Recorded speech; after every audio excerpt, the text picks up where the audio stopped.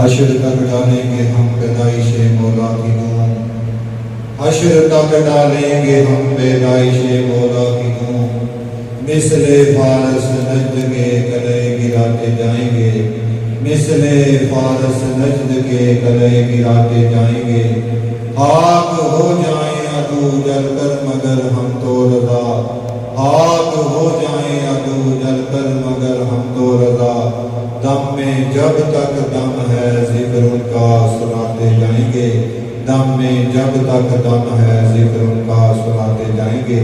آج کا موضوع سماعت فرمانے، عورت کا مقام اور عصر حاضر میں اس کی ذمہ داریاں۔ اب میں بلا تاخیر دعوت کتاب دوں گا ممتاز عالم دین حضرت علامہ مولانا دل محمد چشتی صاحب کو کہ آپ یہاں آئے کے قریب تشریف لائیں اور اپنے علمی تحقیقی اور بصیرت اور فروز کتاب سے ہمارے قلوب و اذہان کو منور فرمائیں۔ ممتاز عالم دین حضرت علامہ مولانا دل محمد چشتی صاحب دامت برکاتہم العالیہ، شیخ الحدیث جامعہ نظامیہ رضویہ لاہور۔ بسم اللہ الرحمن الرحیم، اللہ اکبر کبیرا والحمد للہ کثیرا وسبحان اللہ بکرۃ واصیلا، صلاۃ وسلاما علی سیدنا ومولانا محمد الذي أرسله إلينا بشيرا ونذيرا وسراجا منيرا، وعلى آله وأصحابه وأتباعه أجمعين كثيرا كثيرا، أما بعد فأعوذ بالله من الشيطان الرجيم، بسم الله الرحمن الرحيم، وَلَهُنَّ مِثْلُ الَّذِي عَلَيْهِنَّ بِالْمَعْرُوفِ وَلِلرِّجَالِ عَلَيْهِنَّ دَرَجَةٌ، وَفِي مَقَامٍ آخَرٍ وَلَا تَتَمَنَّوْا مَا فَضَّلَ اللَّهُ بِهِ بَعْضَكُمْ عَلَى بَعْضٍ، لِلرِّجَالِ نَصِيبٌ مِّمَّا اكْتَسَبُوا وَلِلنِّسَاءِ نَصِيبٌ مِّمَّا اكْتَسَبْنَ، واسألوا الله من فضله إن الله كان بكل شيء عليما۔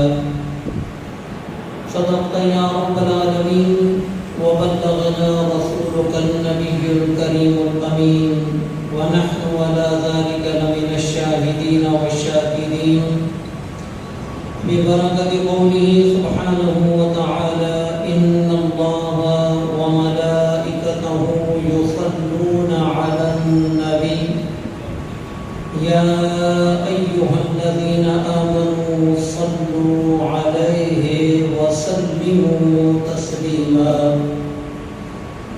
الصلاة والسلام عليك يا سيدي يا رسول الله، وعلى آلك وأصحابك يا سيدي يا حبيب الله، الصلاة والسلام عليك يا سيدي يا رسول رب العالمين، وعلى آلك وأصحابك يا سيدي يا خاتم الأنبياء والمرسلين، منزه عن شريك في محاسنه، فجوهر الحسن فيه غير منقسم، فهو الذي تم معناه وصورته، ثم اصطفاه حبيبا بارئ النسم، مولاي صل وسلم دائما أبدا على حبيبك خير الخلق كلهم۔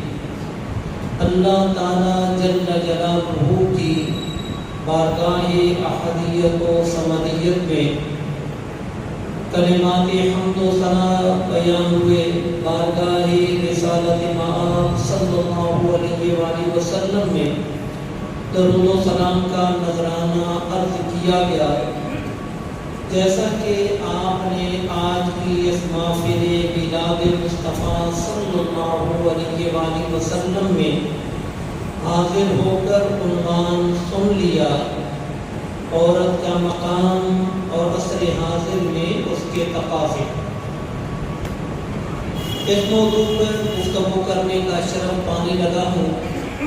دعا ہے کہ خالق کائنات حق بیان کرنے اور اس پر ہم سب کو عمل کرنے کی توفیق عطا فرمائے۔ اسلام ہم جانتے ہیں کہ جہانگیر اور ہماگیر مذہب ہے جس کے اندر زندگی کے تمام شعبہ جات پر کامل و اکمل رہنمائی موجود ہے۔ دور بدلتے رہیں گے لیکن اللہ کا قانون نہیں بدل سکتا۔ لا تبدیل لکلمات اللہ، اللہ کے کلام کو کائنات کی کوئی بھی طاقت بدل نہیں سکتی۔ حضور سید عالم صلی اللہ علیہ وآلہ وسلم کے زمانہ اقدس سے لے کر قیامت تک آنے والے ہر دور میں کامل رہنمائی ہمارا دین اسلام فرماتا ہے۔ اور ہمارے دین کے اندر ایک خاصیت ہے کہ ہر شے کا جو طبعی تقاضا ہے، خلقی تقاضا ہے، اسی کے مطابق اس کو کام کا کاربند فرمایا ہے۔ ہر شے، چاہے جانور ہوں، چاہے جمادات ہوں، چاہے نباتات ہوں، چاہے اشرف المخلوقات انسان ہی کیوں نہ ہو، ہر ایک کا جو طبعی اور فطری تقاضا ہے اسی کے مطابق اس کے حقوق اور اس کی ذمہ داریاں اسلام بیان کرتا ہے اور ان کو لاگو کرتا ہے۔ خاص طور پر یہ دین قرآن مجید فرقان حمید کے اندر آتا ہے کہ ہدی للناس، یہ قرآن لوگوں کے لیے ہدایت بن کر آیا اور لوگوں کے اندر مرد بھی شامل ہیں، عورتیں بھی شامل ہیں۔ یہ قرآن جس طرح مردوں کے لیے راہ ہدایت ہے، اسی طرح خواتین کے لیے بھی راہ ہدایت ہے۔ اور انسان کو اللہ رب العزت نے جو عزت بخشی ہے اس میں مرد و زن کا کوئی فرق نہیں۔ فرمایا وَلَقَدْ كَرَّمْنَا بَنِي آدم، ہم نے اولاد آدم کو تاج کرامت عطا فرمایا۔ یہ تاج کرامت آدم کے ہر ولد کو، ہر بیٹے اور بیٹی کو حاصل ہے، مرد ہو یا عورت ہو، ہر ایک کو اسلام کرامت اور شرافت اور عزت کا حقدار ٹھہراتا ہے۔ خالق کائنات نے قسمیں اٹھا کر کہا لَقَدْ خَلَقْنَا الْإِنسَانَ فِي أَحْسَنِ تَقْوِيمٍ، کہ ہم نے انسان کو احسن تقویم میں پیدا فرمایا۔ تو انسان کا اطلاق صرف مرد پر نہیں بلکہ عورت پر بھی ہوتا ہے، لیکن اس کے باوجود چونکہ عورت اور مرد کی خلقی حوالے سے تفاوت ہے، فرق ہے، طبعی تقاضے بھی مختلف ہیں، کیفیتیں بھی مختلف ہیں، تو اللہ رب العزت نے یعنی اسلام نے، پیغمبر اسلام صلی اللہ علیہ وسلم نے یعنی قرآن و سنت نے دونوں کے لیے الگ الگ کرائٹیریا بھی بنایا۔ یعنی کچھ حقوق اور کچھ احکام تو وہ ہیں جس کے اندر دونوں مشترک ہیں، ان کے اندر مرد و زن کا کوئی فرق نہیں۔ اس حوالے سے بڑی بہترین بات، ازواج مطہرات کی بارگاہ میں صحابیات آئیں اور آ کر کہنے لگی قرآن مجید کے اندر جو فضائل بیان ہوئے وہ لگتا ہے مردوں کے ہیں، اس کے علاوہ جو خواتین کے فضائل بیان ہوئے وہ تم ازواج مطہرات کے ہیں۔ عام جو خواتین ہیں ان کے لگتا ہے کہ کوئی فضیلت نہیں، کوئی ان کا مقام نہیں، تبھی تو قرآن ان کے بارے میں خاموش ہے۔ یعنی کہ جہاں کہیں بھی خطاب کا کوئی مسئلہ بنا، حکم بیان کرنا پڑا، تو وہاں پر اللہ رب العزت نے مردوں کو خطاب فرمایا، یا ایھا الذین آمنوا، یہ مذکر کے الفاظ ہیں کہ اے ایمان والو۔ تو عام خواتین نے یہ سمجھا کہ شاید ہمارا کوئی مرتبہ و مقام نہیں، کہ قرآن ہمارے بارے میں خاموش ہے۔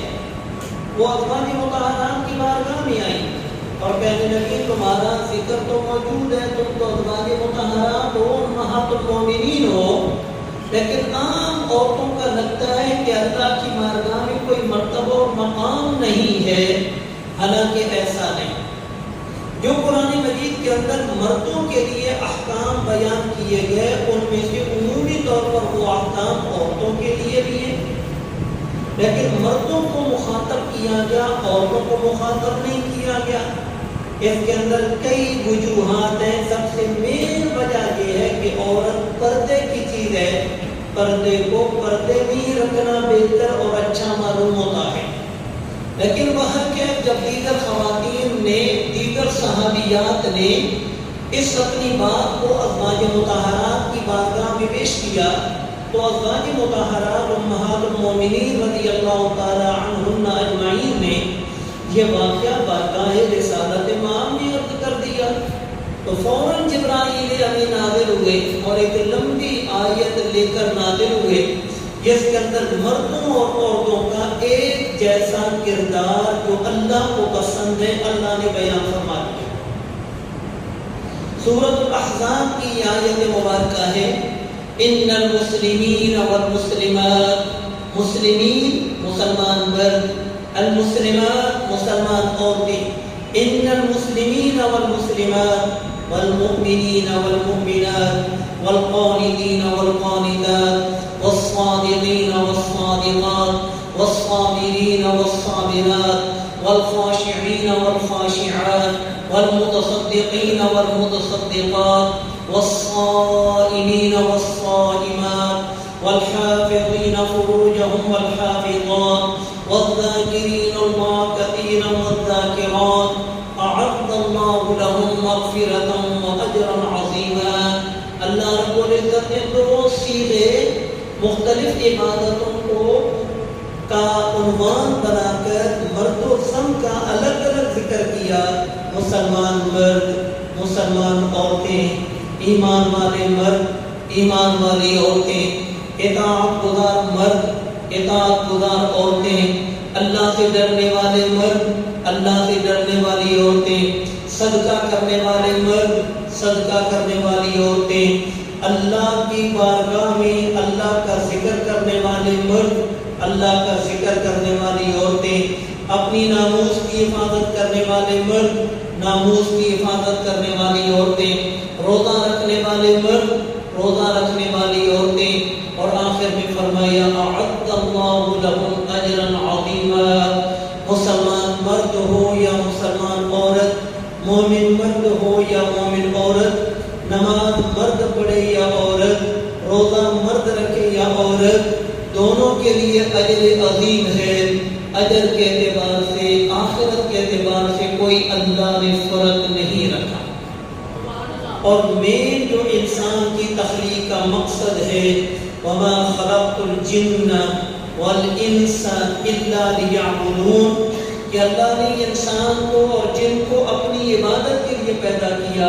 تو عبادت کے اعتبار سے اللہ نے مرد و زن کے احکام کو الگ الگ رکھے لیکن اجر و ثواب میں کوئی فرق نہیں رکھا.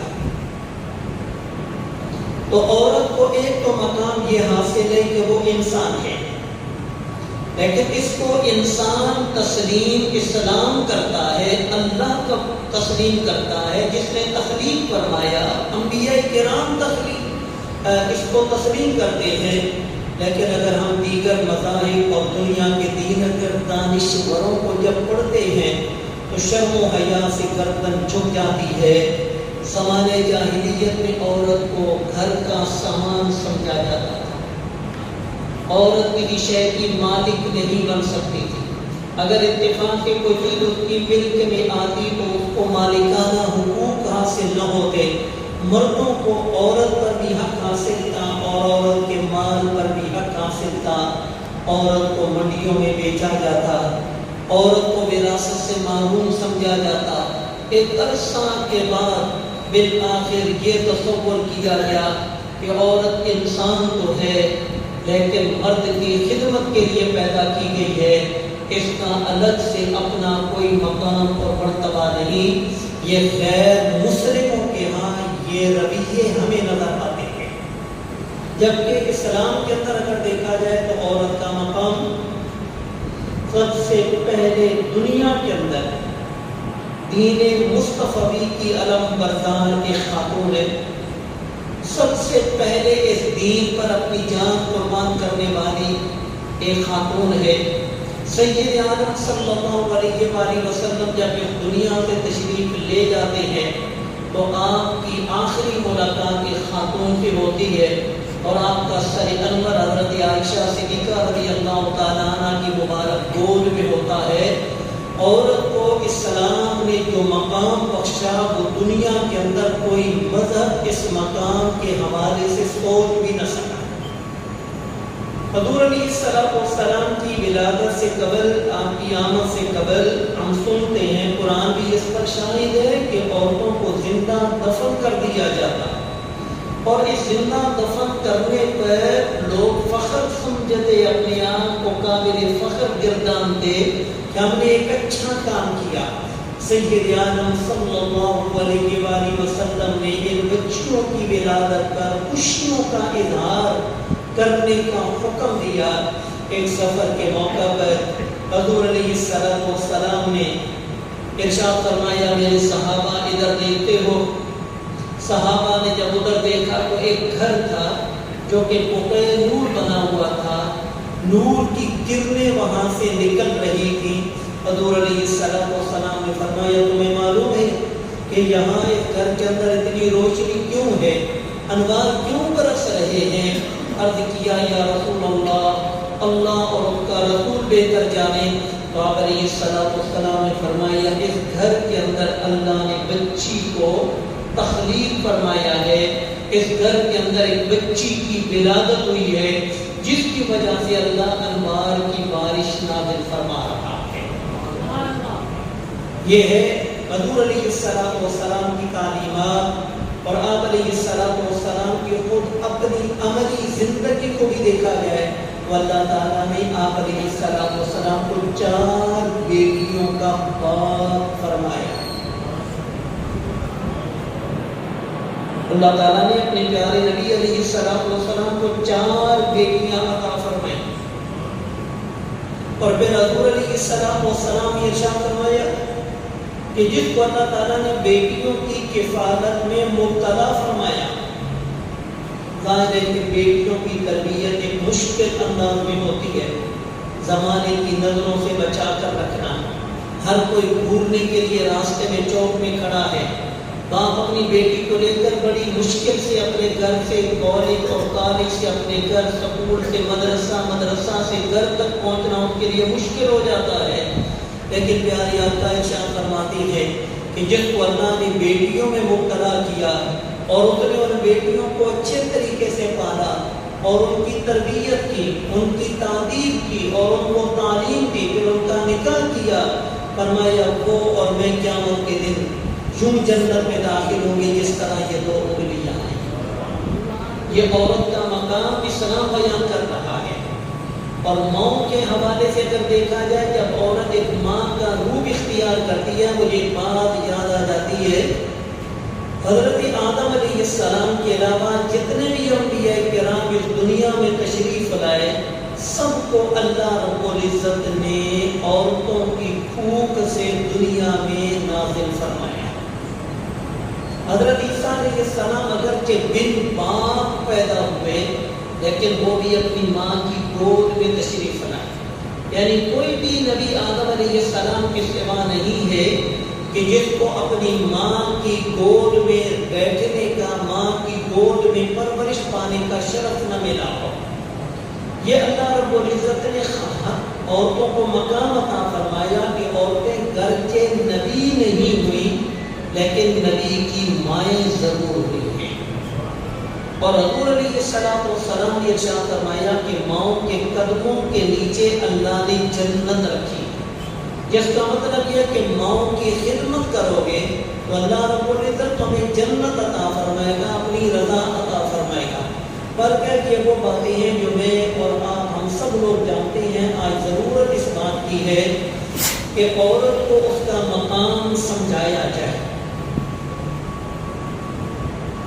ہم اپنی بہنوں اور بیٹیوں کو ان کا مرتبہ اور مقام بتائیں کہ تمہارا مقام و مرتبہ کیا ہے۔ یورپ جو اپنے آپ کو حقوق نسواں کا علم بردار کہتا ہے، وہ عورت کو ایک کھیل تماشا بنانا چاہتا ہے اور بنا چکا ہے۔ عورت کے بدن سے کپڑے اتار دیے، عورت کو رقص و شراب اور ناچ گانے کی محفل کا ایک گلدستہ بنا کر پیش کر دیا، عورت کے بدن سے کھلواڑ کرنا ان کے لیے ایک عام سی بات بن چکی ہے، جبکہ اسلام عورت کو پردے میں رکھنے کا حکم ارشاد فرماتا ہے۔ اب عورت کی ذمہ داریاں جو قرآن نے بیان فرمائی ہیں وہ وہی ہیں جو ازواج مطہرات کو اللہ رب العزت نے عطا فرمائی۔ وَقَرْنَ فِي بُيُوتِكُنَّ، عورت کی پہلی ذمہ داری اسلام کی آمد سے لے کر قیامت تک پہلا عورت کا حق اسلام لانے کے بعد یہ بنتا ہے، عورت کی پہلی ذمہ داری یہ بنتی ہے کہ وہ اپنا زیادہ وقت اپنے گھر میں گزارے۔ اور یہاں ذرا توجہ کیجیے گا، ہم مرد حضرات توجہ نہیں کر رہے ان آیات بینات کی طرف۔ گھر مرد کا ہوتا ہے، عورت کا گھر نہیں ہوتا۔ لیکن پورا قرآن پڑھ لو، اللہ رب العزت نے جہاں میاں بیوی کا ذکر کیا اور وہاں پر گھروں کا ذکر کیا تو گھروں کی نسبت خواتین کی طرف کی ہے، گھروں کی نسبت عورتوں کی طرف کی ہے، وہ مردوں کے گھر نہیں کہا۔ فرمایا وَقَرْنَ فِي بُيُوتِكُنَّ، اے ازواج مطہرات، اے نبی کی بیویوں، اے مومنوں کی ماں، تم اپنے گھروں میں قرار پاؤ۔ یہ عورت کا پہلا حق ہے کہ عورت کی ناموس کی حفاظت یہ بنتی ہے کہ عورت اپنے گھر میں قرار پکڑے۔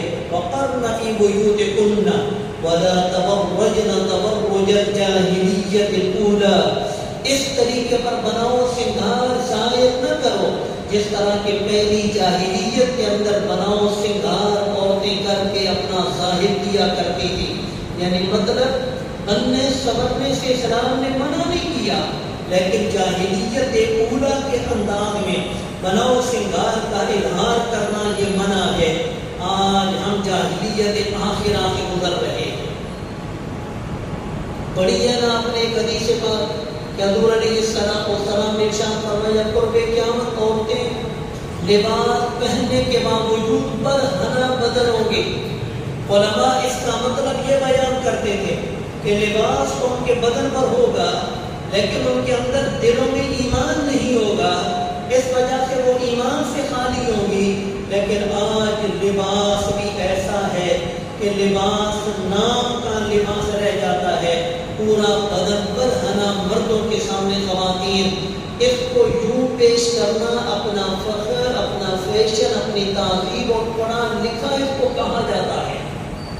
وَقَرْنَ فِي بُيُوتِكُنَّ وَلَا تَبَرَّجْنَ تَبَرُّجَ الْجَاهِلِيَّةِ الْأُولَىٰ وَأَقِمْنَ الصَّلَاةَ، فرمایا عورتوں کا وقار نماز کی پابندی میں ہے، وَآتِينَ الزَّكَاةَ، اور زکات کی ادائیگی میں ہے، وَأَطِعْنَ اللَّهَ وَالرَّسُولَ، اور اللہ اور اس کے رسول کا کہنا ماننے میں ہے، وَاذْكُرْنَ مَا يُتْلَىٰ فِي بُيُوتِكُنَّ مِنْ آيَاتِ اللَّهِ وَالْحِكْمَةِ، کتاب و سنت کو یاد کرنا، کتاب و سنت کی تعلیم حاصل کرنا یہ عورتوں کا حق ہے، یہ ہے عورتوں کا مقام۔ ان آیات پر عمل کرنے سے گھروں کے اندر قرار پکڑے، بناؤ سنگار لوگوں کے سامنے ظاہر نہ کرے، نماز کی پابندی کرے، اگر وہ صاحب استطاعت ہے تو زکات ادا کرے، اور اللہ اور اس کے رسول کی اطاعت و فرما برداری کرے، اور اللہ اور اس کے رسول کی باتیں پڑھے، سنے اور یاد کرے۔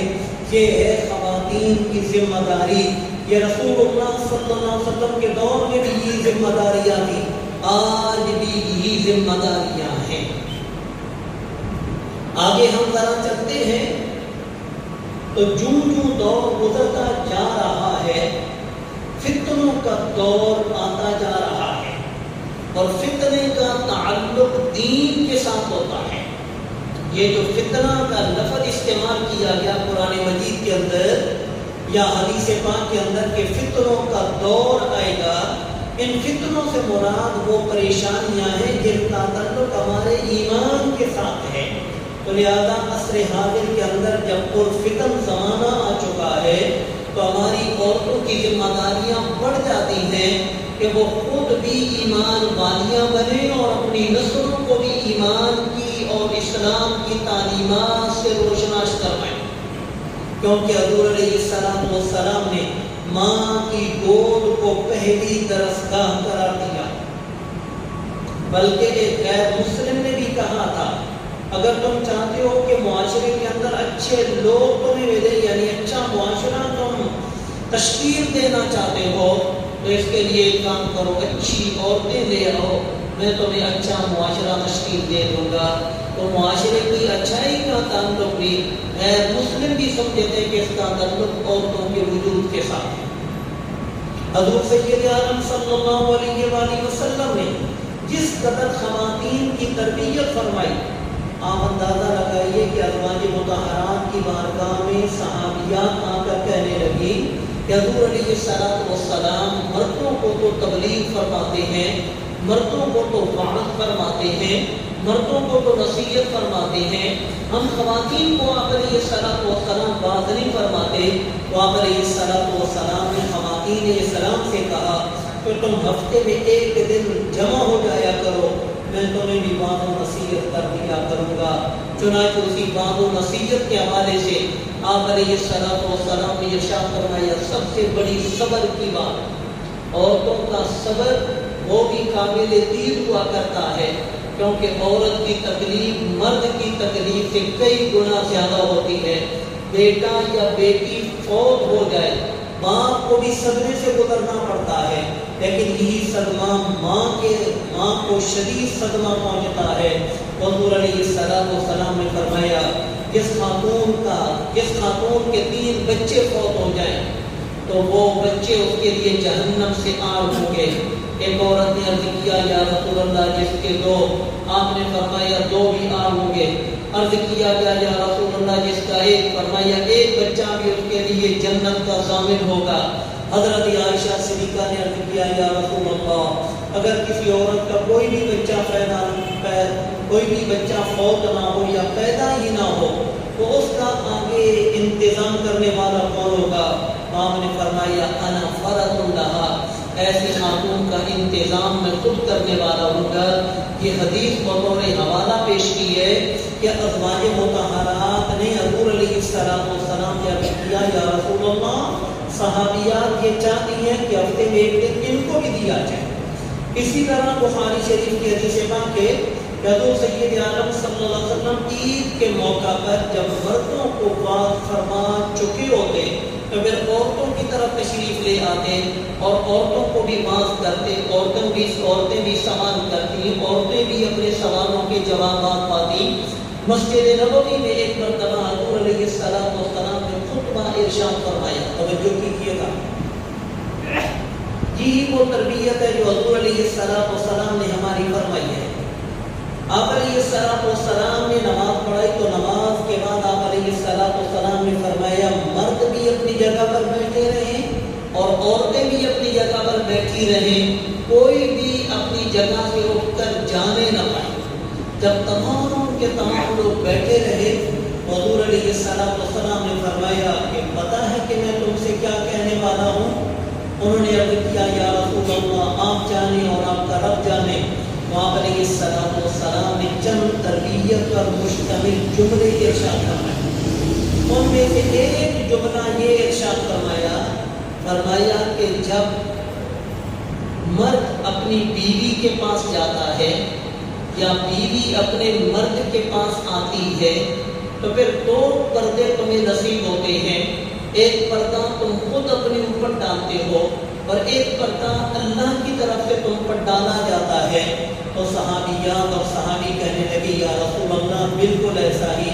تو فرمایا کہ پھر ان پردوں کو تار تم خود کرتے ہو کہ صبح جب ہوتی ہے تو ایک مرد دوسرے مردوں سے، ایک عورت دوسری عورت کے پاس جا کر اپنے رات کے معاملات اور رات کے اندر جو کچھ ہوا اس کو شیئر کرتے ہیں۔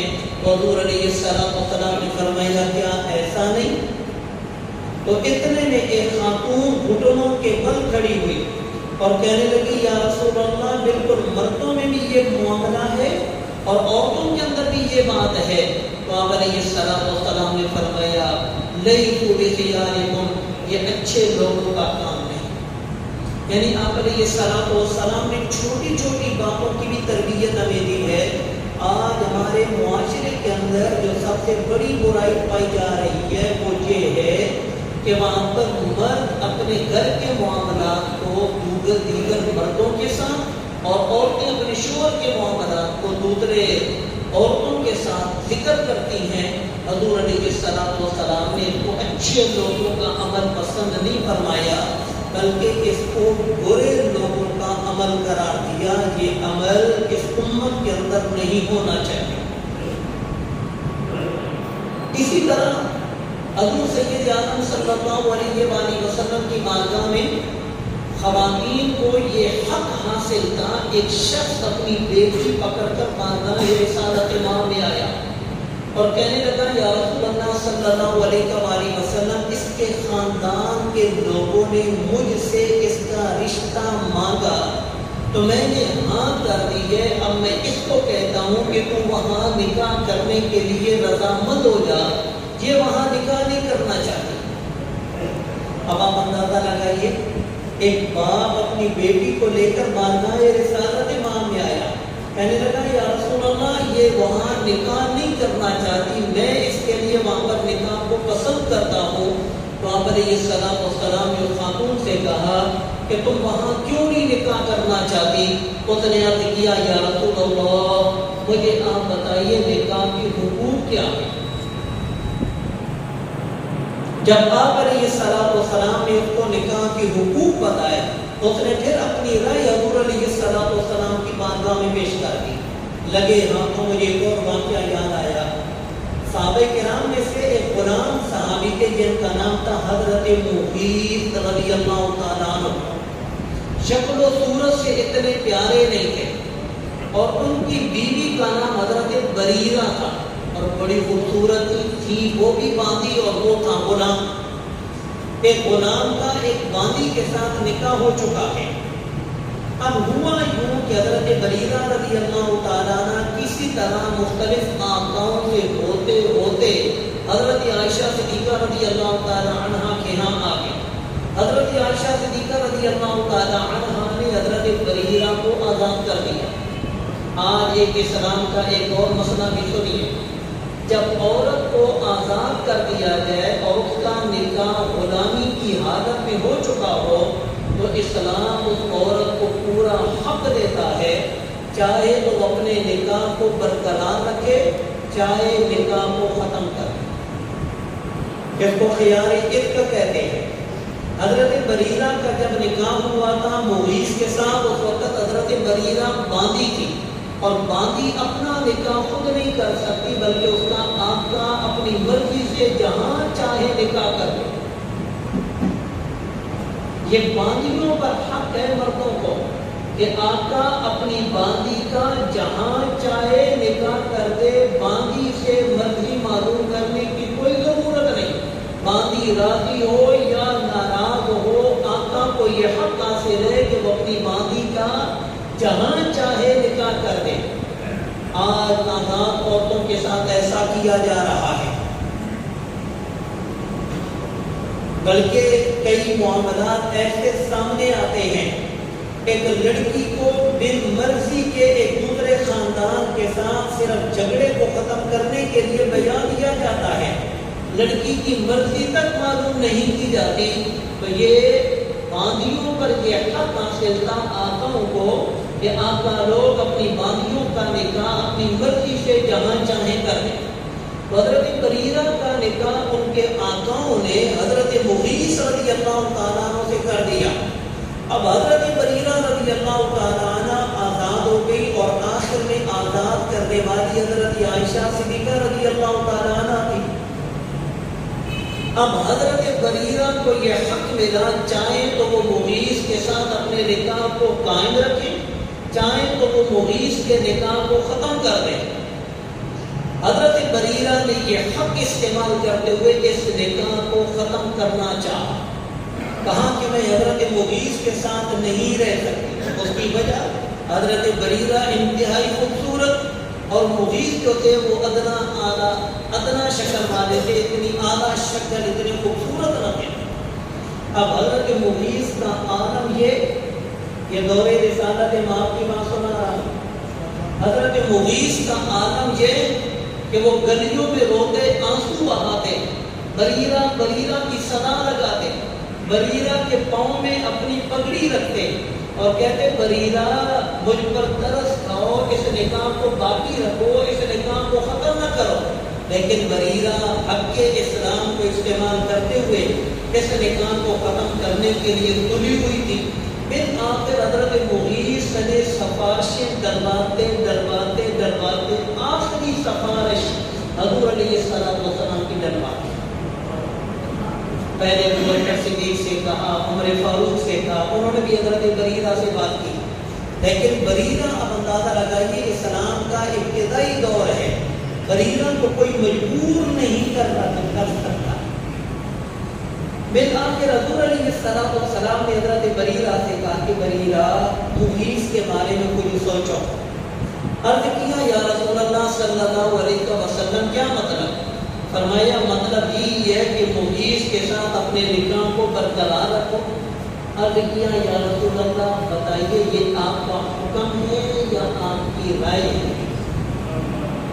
بتائیے کتنی بڑی کورٹ ہے، کتنی بڑی عدالت ہے، اللہ کے بعد جس کا حکم اس کائنات میں چلتا ہے وہ سید عالم صلی اللہ علیہ وسلم کی ذات اقدس ہے، لیکن حضور علیہ السلام فرماتے ہیں بریرہ یہ میرا حکم نہیں،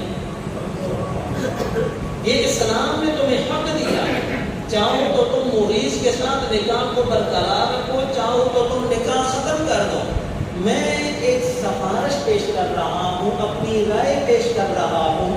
حضرت بریرہ نے بارگاہ رسالت مقام میں عرض کیا کہ باندھی آزادی پانے کے بعد حضور علیہ السلام کی بارگاہ میں عرض کرتی ہیں یا رسول اللہ اگر تو آپ کا حکم ہے تو علی عینی و راسی، میں آپ کا حکم بجا لانے کے لیے مغیث کے ساتھ رہنے کو تیار ہوں، اور اگر آپ کی رائے ہے، آپ کا مشورہ ہے تو یا رسول اللہ میں مغیث سے لا تعلق ہونا چاہتی ہوں، مجھے مغیث کی کوئی ضرورت نہیں۔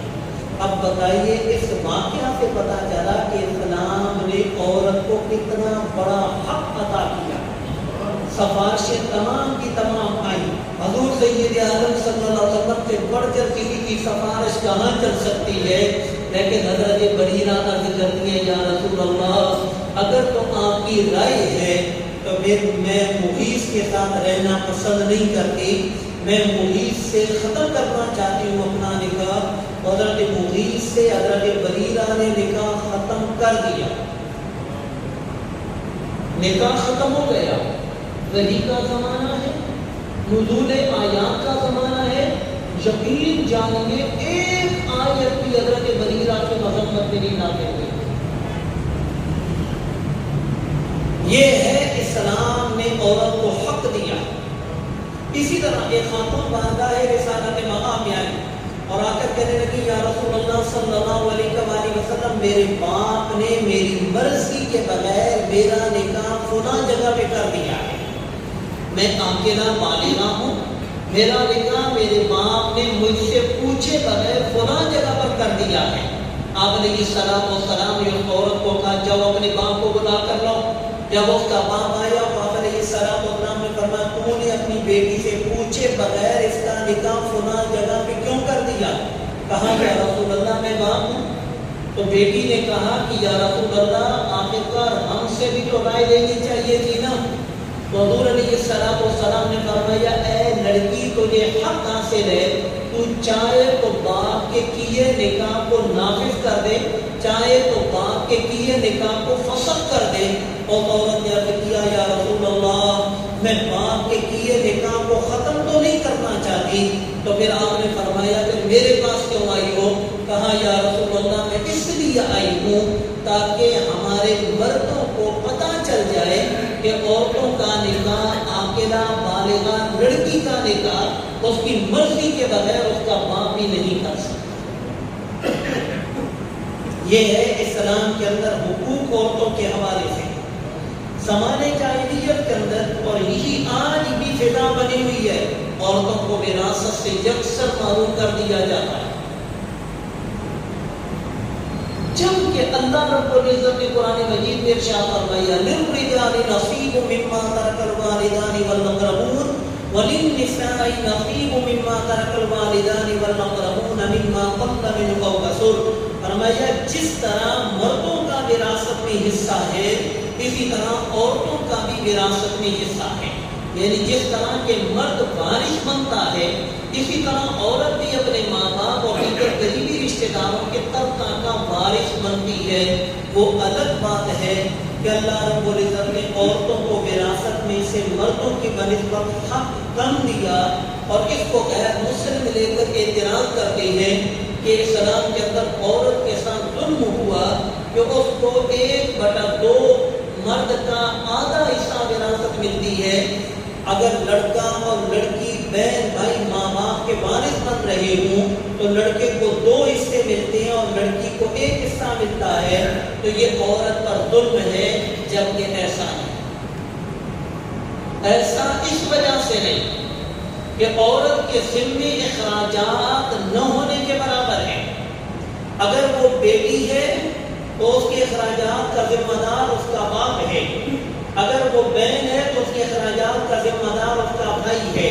اور اگر وہ بیوی ہے تو اس کے اخراجات کا ذمہ دار اس کا شوہر ہے. جبکہ مرد کے اخراجات کا کوئی بھی ذمہ دار نہیں بلکہ مرد نے اپنے اوپر بھی خرچ کرنا ہے, اپنی ماں پر بھی خرچ کرنا ہے, اپنی بیٹی پر بھی خرچ کرنا ہے, اپنی بہن پر بھی خرچ کرنا ہے, اپنی بیوی پر بھی خرچ کرنا ہے.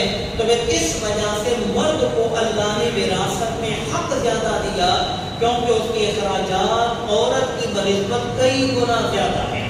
لیکن اللہ تعالیٰ نے عورت کو وراثت سے محروم نہیں فرمایا, کسی بھی صورت میں محروم نہیں کیا. عورت اپنے ماں باپ کی وارث بنتی ہے جس طرح کہ لڑکا مرد اپنے ماں باپ کا وارث بنتا ہے. لیکن ایک اور بات ہے کہ اللہ رب العزت نے خود فیصلہ فرمایا. میں آپ کے سامنے ایک سوال رکھنا چاہتا ہوں کہ میں اور آپ اس دور میں پیدا ہوئے, اس سے پہلے دور میں اللہ نے بھی کیوں نہیں پیدا کیا؟ ہم اس سے بعد والے دور میں کیوں نہیں پیدا ہوئے؟ ہم اسی دور میں کیوں پیدا ہوئے؟ پھر اس شکل میں پیدا ہوئے, ایک خاص علاقے میں پیدا ہوئے, ایک خاص مرد و زن کیا پیدا ہوئے؟ تو ہم اس تمام سوالوں کا جواب پانا چاہیں تو ایک ہی جواب ہے, جیسا اللہ نے چاہا. اسی طرح کسی کو مرد بنانا, کسی کو عورت بنانا یہ اللہ کے اپنے فیصلے ہیں. اور اللہ رب العزت ارشاد فرماتا ہے یخلق اللہ ما یشاء و یختار. اللہ جو چاہتا ہے جیسے چاہتا ہے وہ پیدا فرما دیتا ہے. اس کو کسی سے پوچھنے کی کوئی ضرورت نہیں, بلکہ خود دنیا میں آنے والے شخص سے بھی پوچھنے کی کوئی ضرورت نہیں کہ یہ بتا کہ میں تجھے مرد بناؤں یا عورت بناؤں, تجھے کیسی شکل دوں, کیسا خاندان دوں, یہ اللہ کی اپنی تقسیم ہے. تو لہٰذا کچھ عورتوں نے تمنا کی کہ کاش کہ ہم عورتیں نہ ہوتی بلکہ مرد ہوتے. تو اللہ رب العزت نے فوراً منع فرما دیا, فرمایا وَلَا تَتَمَنَّوْا مَا فَضَّلَ اللَّهُ بِهِ بَعْضَكُمْ عَلَىٰ بَعْضٍ کہ اے عورتوں تم اس چیز کی تمنا نہ کرو کہ تمہیں مرد بنایا گیا ہوتا, بلکہ اللہ کی تقسیم پر راضی ہو جاؤ. یہ اللہ کا فضل ہے. اللہ جس کو چاہے مرد بنا دے, جس کو چاہے عورت بنا دے. توجہ کرو اپنی آخرت کی طرف. للرجال نصیب مما اکتسبوا وللنساء نصیب مما اکتسبن. آسان لفظوں میں یوں ہے کہ اللہ تعالیٰ کی عطائیں 2 طرح کی ہیں.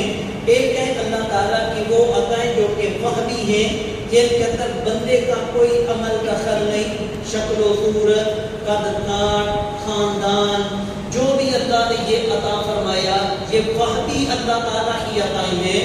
ان کے اندر بندے کا کوئی عمل دخل نہیں. اور کچھ اللہ کی عطائیں ہیں جن کے اندر بندے کا عمل دخل ہے, جس طرح کے نیک بننا, جس طرح کے حج کرنا, جس طرح کے قرآن مجید پڑھنا, جس طرح کے نوافل ادا کرنا, جس طرح کے جہاد کرنا. تو اللہ تعالیٰ نے فرمایا کہ تم ان چیزوں کی تمنا نہ کرو جو مان میری وحدی عطائیں ہیں. اگر یہ تمنا کرو گے تو تم حسد کا شکار ہو جاؤ گے.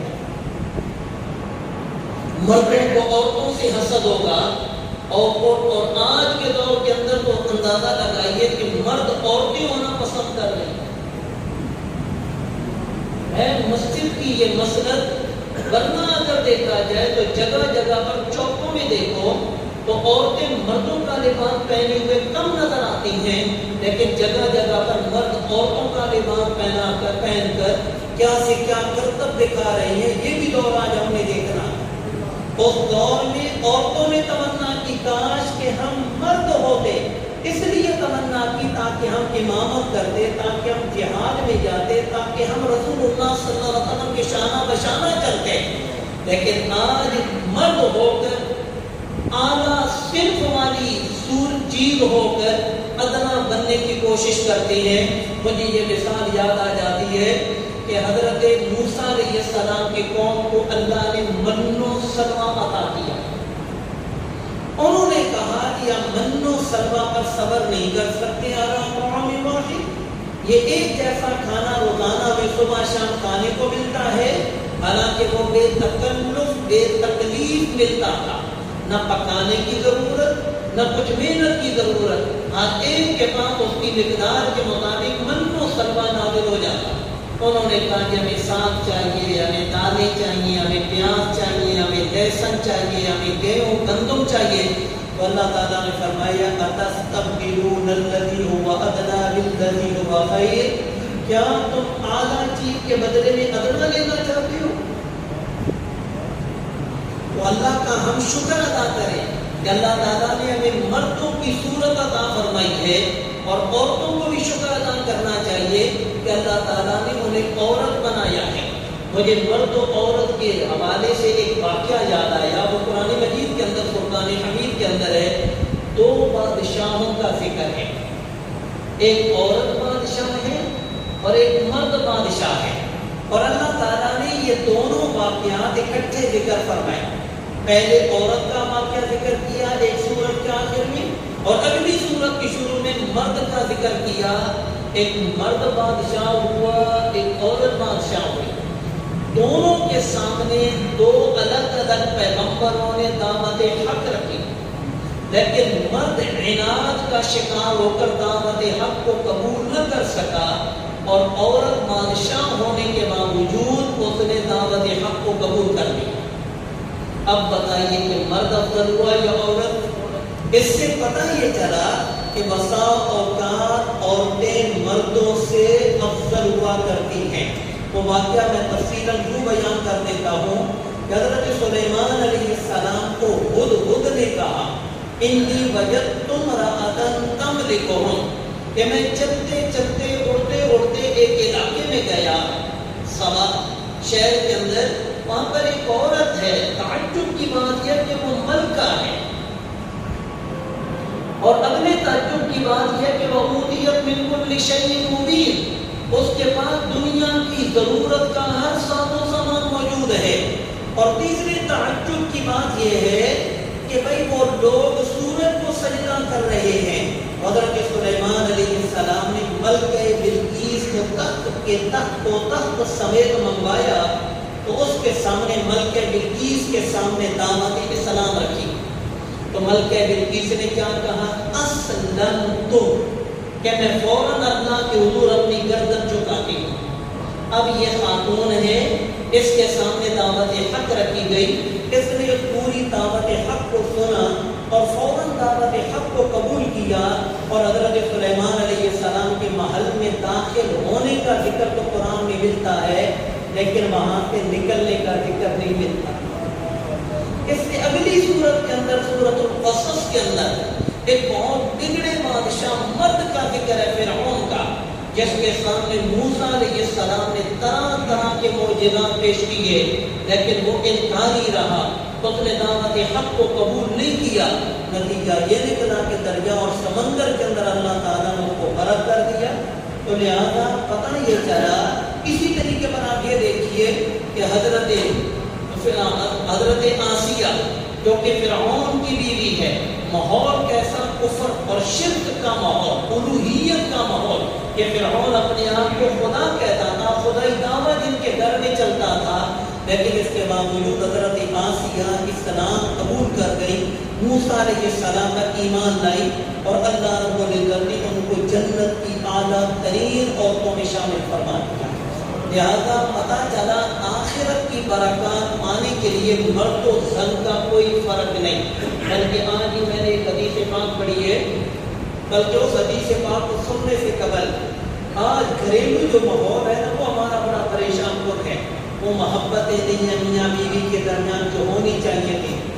حضرت ام دردہ یہ زوجہ ہیں صحابی رسول ابو دردہ رضی اللہ تعالیٰ عنہ کی۔ حضرت ام دردہ ایک مرتبہ کہنے لگی، اے ابو دردہ میں اللہ کی بارگاہ میں دعا کرتی ہوں جس طرح اللہ نے دنیا میں تمہیں میرا شوہر بنایا، میں آخرت میں جنت میں بھی تمہاری بیوی بننا پسند کرتی ہوں۔ ایسی باتیں ہمارے رسالت بابی ہوا کرتی تھی۔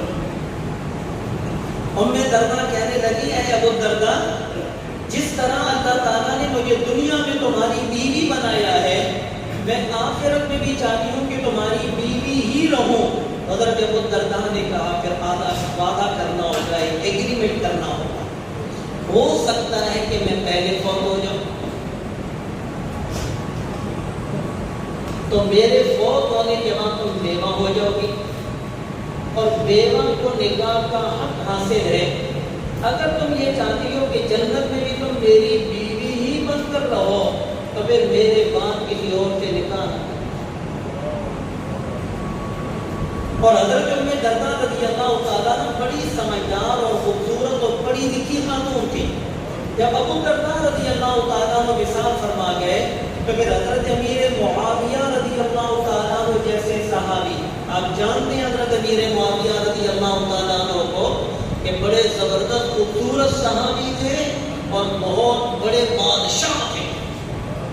انہوں نے حضرت ام دردہ رضی اللہ تعالیٰ عنہ کو پیغام نکاح بھیجا تو حضرت ام دردہ نے آگے سے جواب دیا کہ ٹھیک ہے نکاح کرنا میرا حق ہے، لیکن میں ابو دردہ کے ساتھ عہد کر چکی ہوں کہ میں نے ان کے فوت ہونے کے بعد کسی سے نکاح نہیں کرنا، کیونکہ میں یہ چاہتی ہوں جس طرح دنیا میں ان کی بیوی رہی ہوں آخرت میں بھی ان کی زوجہ۔ یہ تھا گھریلو ماحول۔ اور حضرت ام دردہ رضی اللہ تعالیٰ عنہ جب کوئی حدیث پاک ایسی بیان کرتی جس میں روایت کرنے والے ابو دردہ ہوتے تو وہ ان الفاظ سے حدیث پاک کو روایت کرتی، میرے سرتاج ابو دردہ نے یہ کہا کہ رسول اللہ صلی اللہ علیہ وسلم نے فرمایا۔ اندازہ لگائیے کہ صحابہ کرام کے گھروں کے اندر کتنی محبت تھی۔ تو میں ذکر کر رہا تھا عورتوں کے حقوق کے حوالے سے، مجھے بتائیے امت پر تو حضور علیہ السلام کے حقوق ہیں، لیکن حضور علیہ السلام پر امت کا کوئی حق نہیں۔ کوئی امتی یہ نہیں کہہ سکتا کہ یا رسول اللہ یہ میرا حق بنتا تھا، آپ ادا فرمائیں۔ آپ علیہ السلام امتوں سے مطالبہ کر سکتے ہیں کہ میرے امتیوں میرا یہ حق تمہارے ذمہ ہے، تم ادا کرو۔ اب ام سلمہ کا واقعہ دیکھیے، جب ام سلمہ رضی اللہ تعالیٰ عنہ بیوہ ہو گئے، ابو سلمہ رضی اللہ تعالیٰ عنہ وصال کر گئے، ام سلمہ رضی اللہ تعالیٰ عنہ بیوہ ہو گئی تو حضور علیہ السلام حضرت عمر کو لے کر ان کی عدت کے ختم ہونے کے بعد ام سلمہ کے پاس چلے گئے۔ ام سلمہ کی عدت ختم ہوئی، حضور علیہ السلام جناب عمر کو لے کر ام سلمہ کے پاس خود چلے گئے اور کہا، اے ام سلمہ میں تمہارے لیے پیغام نکاح لایا ہوں۔ کہا، یا رسول اللہ آپ کس سے میرا نکاح کرنا چاہتے ہیں؟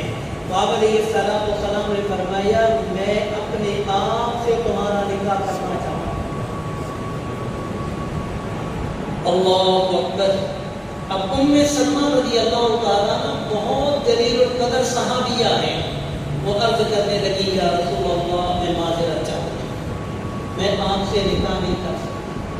اب بتائیے اس سے بڑا بھی کوئی عورت کا حق مل سکتا ہے؟ حضور علیہ السلام خود تشریف لے گئے اور فرمایا کہ میں تمہارے پاس اپنے لیے پیغام نکاح لے کر آیا ہوں، جس کو عربی میں خطبہ کہتے ہیں۔ حضرت ام سلمہ رضی اللہ تعالیٰ عنہ نے معذرت کر دی، یا رسول اللہ میں آپ سے نکاح نہیں کر سکتی۔ تو کوئی آیت مبارکہ ام سلمہ کی مذمت میں نازل نہیں ہوئی۔ پھر اس کے بعد آپ واقعہ پورا سن لیجیے۔ آپ علیہ السلام نے ام سلمہ سے پوچھا کہ ام سلمہ آخر تم میرے نکاح میں آنے سے کیوں دور رہتی ہو، کیوں میرے نکاح میں نہیں آنا چاہتی؟ انہوں نے عرض کیا یا رسول اللہ میرے ابو سلمہ سے چھوٹے چھوٹے بچے ہیں، جب میں آپ کے نکاح میں آ جاؤں گی تو آپ کے کاشان نبوت میں مجھے آنا پڑے گا، یہ بچے بھی میرے ساتھ ہوں گے۔ یا رسول اللہ میں یہ پسند نہیں کرتی کہ میرے بچے آپ کے آرام میں خلل کا سبب ہے۔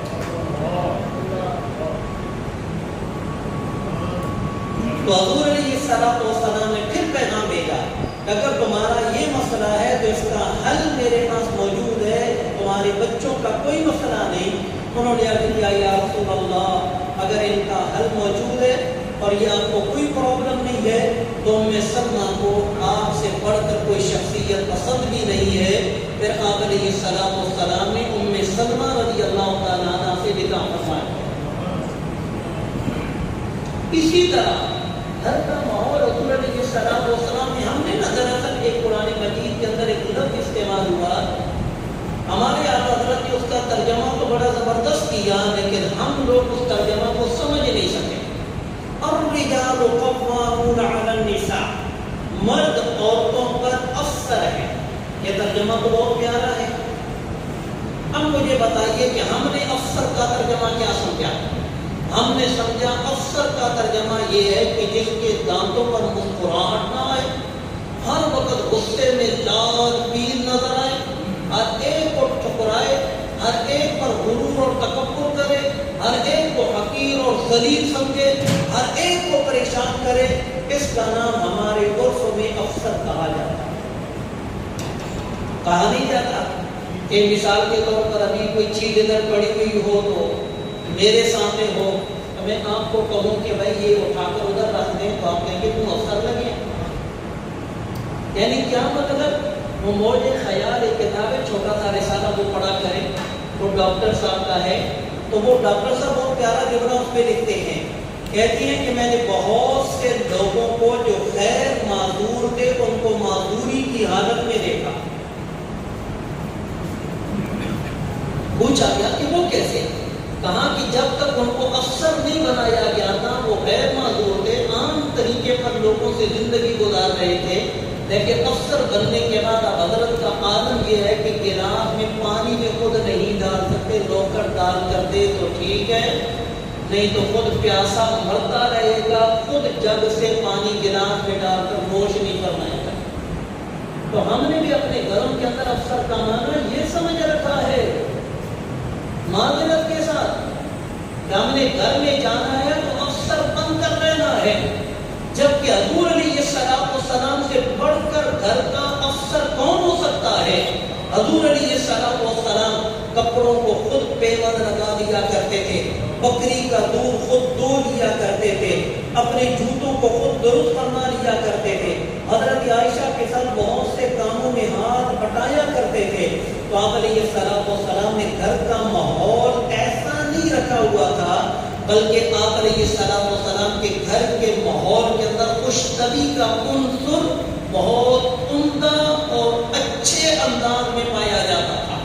جس طریقے پر کہ حضرت عائشہ صدیقہ رضی اللہ تعالیٰ عنہ کہتی ہیں کہ حضور علیہ السلام میرے گھر میں تشریف فرما تھے، میرے حجرہ میں تشریف فرما تھے، اتنے میں ایک اور ام المومنین آ گئی تو میں نے حلوہ پکایا ہوا تھا، میں نے ان کو بھی کہا کہ تم حلوہ کھاؤ، انہوں نے کہا میں نے تو حلوہ نہیں کھانا، تو مجھے غصہ آیا، میں نے حلوے کا بک بھرا اور میں نے ام المومنین کو جو دوسری تھی ان کے چہرے پہ مل دیا۔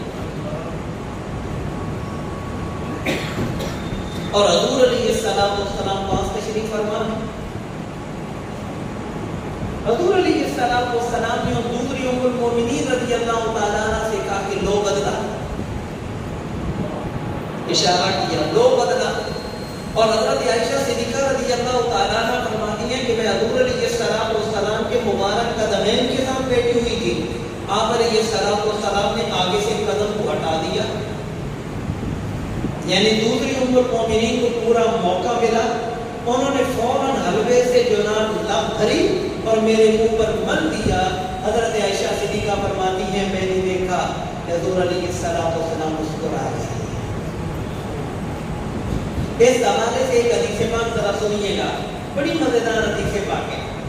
حضور علیہ السلام نے ارشاد فرمایا کہ دو قسم کے لوگ ہیں، ایک ہے لئیم اور ایک ہے کریم۔ لئیم گھٹیا، کریم شریف النفس، کرامت والا، کرم والا، سخاوت والا، بہترین طبیعت والا۔ فرمایا جو کمینے لوگ ہیں نا وہ اپنی بیویوں پر غالب آ جاتے ہیں، اور جو کریم لوگ ہیں ان کی بیویاں ان پر غالب آ جاتی ہیں۔ پھر آگے آپ علیہ السلام نے فرمایا میں تو کریم رہنا ہی پسند کروں گا گرچہ میری بیویاں مجھ پر غالب آ جائیں۔ ہارون الرشید خان اس نے ایک مرتبہ اپنے غلاموں کو آواز دینا چاہا، اس نے کہا اے غلام، اے غلام۔ غلام دروازے کے باہر بیٹھے ہوئے تھے، کوئی بھی اندر جانے کو تیار نہیں تھا۔ ایک غلام اندر آیا گڑگڑاتے ہوئے اور کہنے لگا ہارون صاحب کیا بات ہے؟ غلام غلام غلام غلام لگائی ہوئی ہے۔ تو ہارون الرشید کو غصہ تو بہت آیا۔ وزیر کہتا ہے کہ میں نے کہا کہ اب اس غلام کی خیر ہے، اب یہ سولی پر چڑھ گئے۔ لیکن ہارون الرشید مجھے کہنے لگا کہ سخت طبیعت والے جو لوگ ہوتے ہیں نا وہ ان غلاموں کو صحیح کنٹرول رکھتے ہیں، تو چونکہ میں نرم طبیعت رکھتا ہوں اس وجہ سے یہ میرے سامنے بڑبڑ کرتے ہیں۔ اگر میں بھی اپنی سخت طبیعت اپنا دوں تو یہ کبھی بھی یہاں ایسی حرکت نہ کریں، لیکن ان کی گھٹیا حرکت کی وجہ سے میں اپنی کریمانہ طبیعت کو بدل نہیں سکتا۔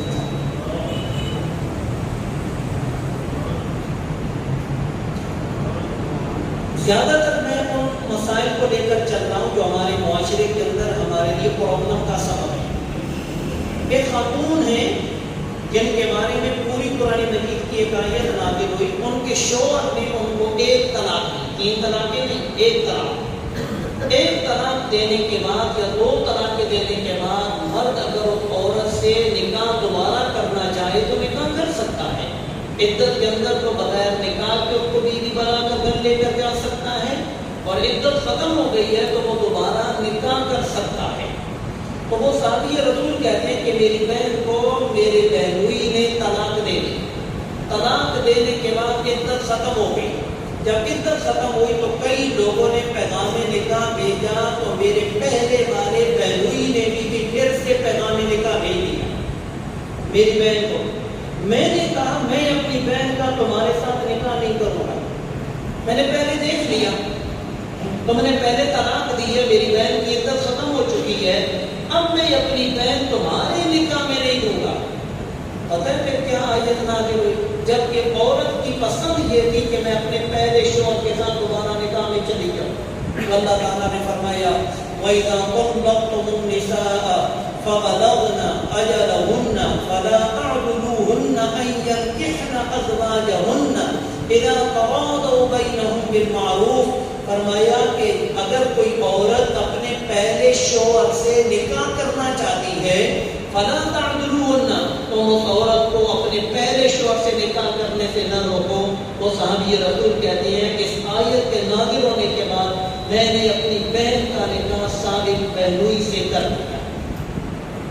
اتنا حق ہے عورتوں کا، یہ نہیں ہے کہ عورت مردوں کی انا کی بھیڑ چڑھ جائے کہ مرد یہ کہے کہ چونکہ میں وہاں پر نکاح نہیں کر سکتا تمہارا تو میں نکاح نہیں ہونے دوں گا۔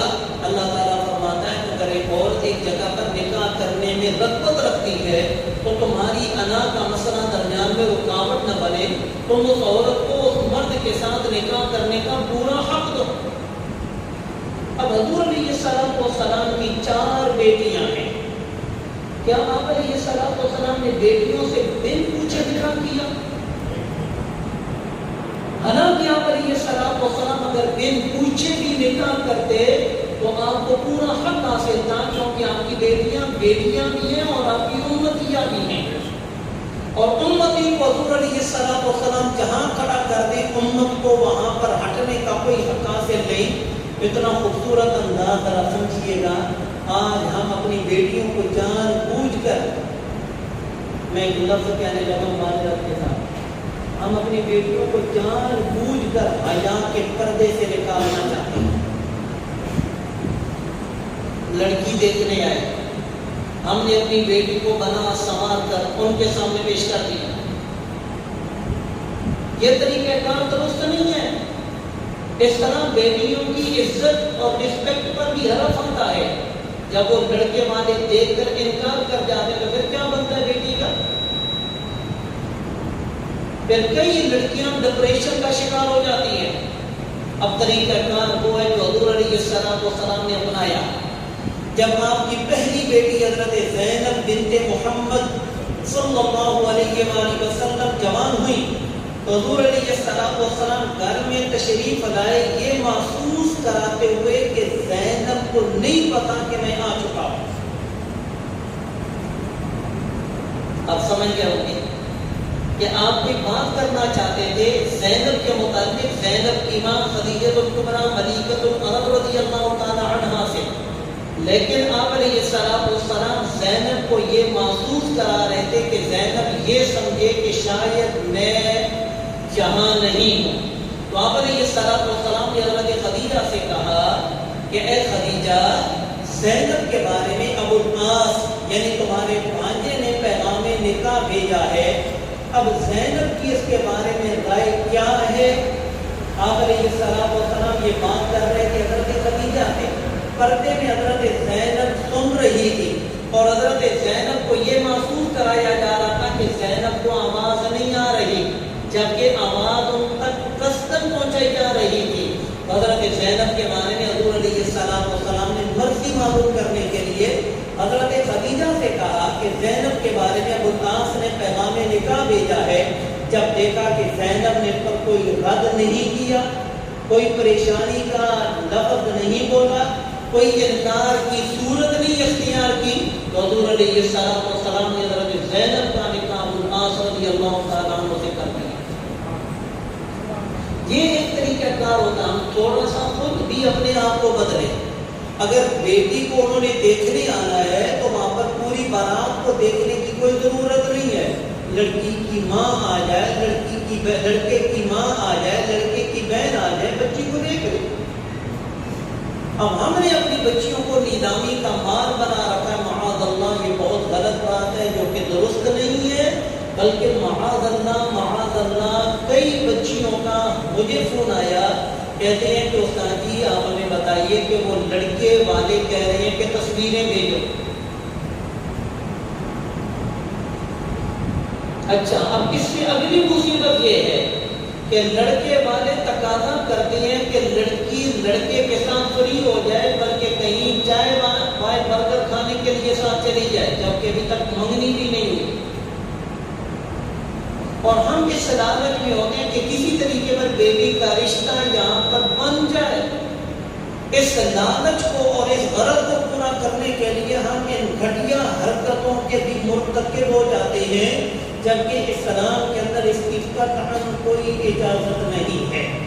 باقی رہ گیا کہ فی زمانہ عورتوں کو ہر میدان میں تعلیم حاصل کرنے کے لیے مواقع فراہم کرنا یہ مردوں کا کام ہے۔ ایسے مواقع فراہم کرنا جس کے اندر ان کی عزت و ناموس محفوظ رہے، یہ مردوں کی ذمہ داری ہے۔ آپ اندازہ لگا لیں، عورتوں کے حقوق کے حوالے سے ایک بات میں ذکر کرنے لگا ہوں، اگر کوئی کسی عورت پر تہمت لگائے، کسی عورت پر بدکاری کی تہمت لگائے اور گواہ نہ پیش کر سکے، تو اسلام کہتا ہے 80 جلدہ، اس کو عدالت میں لے جاؤ اور 80 کوڑے اس کی پشت پر مارو۔ یہ ہوتا کون ہے کہ جو پاک دامن عورت پر تہمت لگا سکتا؟ اور اگر کوئی مرد اپنی بیوی پر تہمت لگاتا ہے تو عدالت کہتی ہے دونوں کو لعان کے میدان میں، ان کو عدالت کے میدان میں لا کر لعان کرواؤ اور لعان کے بعد ان کے درمیان جدائی کر دو، یہ آپس میں رہنے کے قابل نہیں ہے۔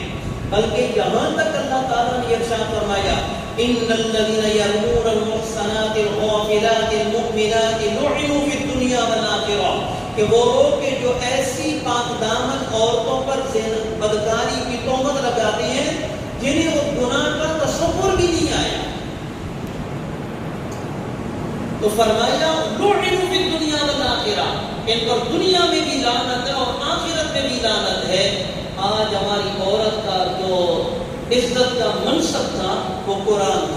وہ سنت رسول تھی.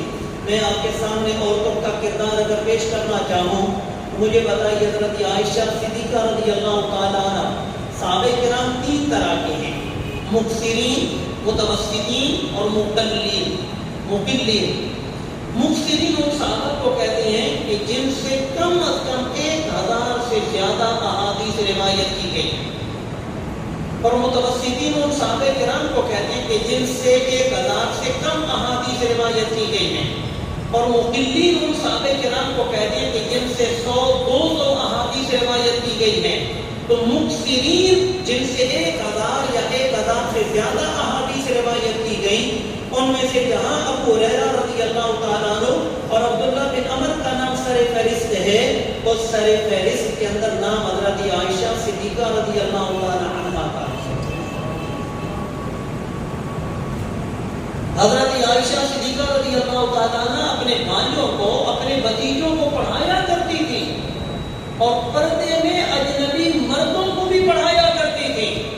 لہذا یہ کہنا کہ ایک عورت مردوں کو تعلیم نہیں دے سکتی، ایک عورت مردوں کو تعلیم دے سکتی ہے، لیکن اگر ضرورت ہے کہ اس عورت کے علاوہ ایسی کوئی تعلیم دینے والا نہیں ہے جو علم اس کے پاس ہے، وہ کسی اور مرد کے پاس نہیں ہے، تو پھر ان عورتوں سے تعلیم حاصل کرنے میں کوئی حرج نہیں ہے، لیکن پردے کا پورا اہتمام ہونا چاہیے. اسی طرح عورتیں بھی مردوں سے تعلیم حاصل کر سکتی ہیں. لہذا یہ جو جملہ کہا جاتا ہے نا کہ پڑھنے والی رابعہ بصری ہو، پڑھانے والا حسن بصری ہو، تو تب بھی جائز نہیں ہے. ایسا مسئلہ نہیں ہے. اجنبی مردوں سے اجنبی عورتیں پڑھ سکتی ہیں، لیکن کو ایجوکیشن نہیں ہونا چاہیے، بے پردگی نہیں ہونی چاہیے. اگر عورتیں پردے میں رہ کر مردوں سے پڑھیں یا مرد عورتوں سے پردے میں پڑھیں تو اس کے اندر اسلام کے اندر کوئی منع نہیں ہے.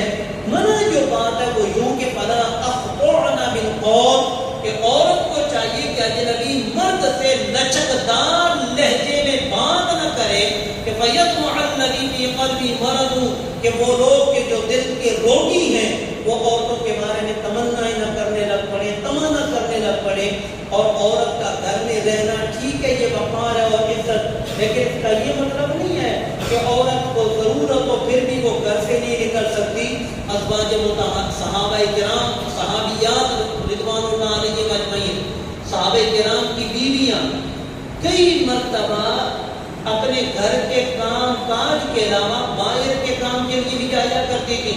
جس طرح کہ حضرت اسماء رضی اللہ تعالی عنہا وہ گھوڑے کے لیے کھجور کی گٹلیاں جنگل سے، کھیتوں سے چن کر اپنے سر پہ اٹھا کر لا رہی تھی. تو آپ علیہ السلام راستے میں ملتے، فرمایا اسماء یہ کیا ہے؟ کہا یا رسول اللہ یہ اپنے شوہر کے گھوڑے کی خوراک جمع کر رہی ہوں. یا رسول اللہ صلی اللہ علیہ وسلم اگر آپ کی بارگاہ میں کوئی غلام یا کنیز آئے تو مجھے مل جائے تو یا رسول اللہ اس مشکل سے مجھے نجات مل جائے. اس سے پتہ یہ چلا کہ عورت گھر کے باہر کے کام کر سکتی ہے، لیکن باہر کے ماحول کا فتنہ سے محفوظ ہونا ضروری ہے.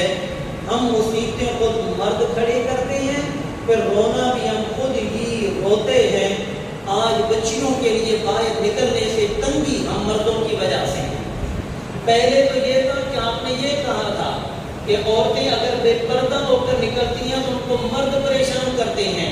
اب تو ایسے کیسز بھی سامنے آ گئے کہ جہاں ٹوپی والا برقع پہن کر بھی بچیاں نکلتی ہیں تو مرد ان کو بھی چھیڑنے اور ہراساں کرنے سے باز نہیں آتے. جبکہ اللہ تعالیٰ نے مردوں کو حکم دیا کہ وہ عورتوں کی ناموس کی حفاظت کریں، تو جب گھر کے نگہبان ہی ڈاکو بن جائیں تو پھر انسان کس کے سامنے اپنی عزت کے رکھنے کی بات کرے. اللہ تعالیٰ کی بارگاہ میں دعا ہے، التجا ہے، اے رب لم یزل. ہاں میں آپ کے سامنے آخری بات کرنا چاہتا ہوں. حضرت ہمارے بھارت کے اندر ایک بہت بڑے عالم ہے جن کا نام ہے محمد اکرم.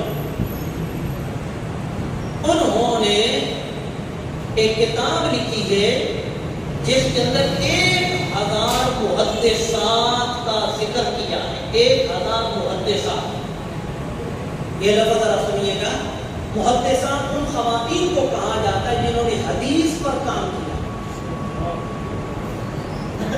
اور انہوں نے حضور علیہ السلام کے زمانے اقدس سے لے کر اب مجھے یاد نہیں کون سی عیسوی یا ہجری تک انہوں نے اب تک 1000 محدثات کے کارناموں پر مشتمل ایک کتاب تیار کر لی ہے، جس کا مطلب یہ ہے، اب ادھر توجہ کیجیے گا، کئی ہمارے یہاں ایسی بھی خواتین گزری کہ ایک گھر سے فتویٰ لیا جاتا اور اس فتوے پر 3 رائٹنگ ہوتی اور 3 الگ الگ کتابیں ہوتی۔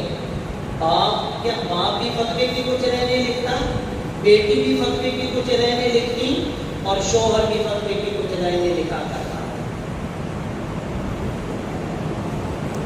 تو لہذا فتویٰ لینے والا یہ کہا کرتا تھا کہ یہ صرف ہمارے استاد جی نے فتویٰ نہیں لکھا بلکہ استاد جی کے داماد اور استاد جی کی بیٹی نے بھی اس فتوے کے اندر اپنا حصہ ڈالا ہے۔ کہنے کا مطلب یہ ہے کہ ہماری خواتین کو تعلیم حاصل کرنے سے کسی بھی دور میں منع نہیں کیا گیا، منع تو ان کو مسجدوں میں آنے سے بھی نہیں کیا گیا، لیکن جب مسجدوں کا ماحول عورتوں کے حق میں موافق نہ رہا تو پھر حضرت عمر رضی اللہ تعالیٰ عنہ نے عورتوں کو مسجد میں آنے سے منع کر دیا۔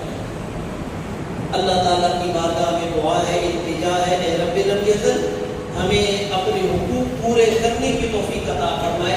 ہم حقوق کا مطالبہ تو عورتوں سے کرتے ہیں، لیکن جو ہمارے ذمے عورتوں کے حقوق ہیں وہ ہم ادا کرنے کی طرف کیوں نہیں آتے؟ اسی طرح عورتیں حقوق کا مطالبہ کرتی ہیں، لیکن عورتوں کے ذمے جو حقوق ہیں وہ ادا کرنے کی طرف آ جائیں تو نہ مردوں کی طرف سے مطالبہ ہوگا نہ عورتوں کی طرف سے مطالبہ ہوگا۔ اسی چیز کو اللہ نے بیان فرمایا، فَلَهُنَّ مِثْلُ الَّذِي عَلَيْهِنَّ بِالْمَعْرُوفِ، مردوں کو چاہیے کہ وہ اپنے حقوق ادا کریں اور